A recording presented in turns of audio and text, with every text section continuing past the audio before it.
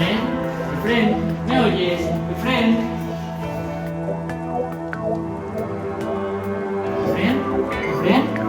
Efren, ¿me oyes? ¡Ayuda!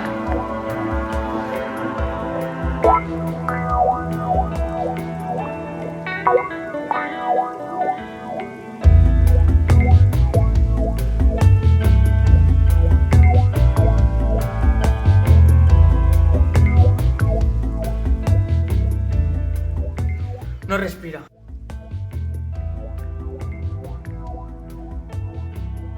Hola, me llamo Miguel Cano, estoy en el Instituto Cristóbal Después de Tortosa, Tarragona, y he entrado al gimnasio y me he encontrado un niño inconsciente y no respira. ¿Hay algún día aquí cerca? No tengo tiempo, voy a empezar a hacer la reanimación. ¿Puedes enviar una ambulancia rápido? Dejo el móvil en manos libres por si acaso.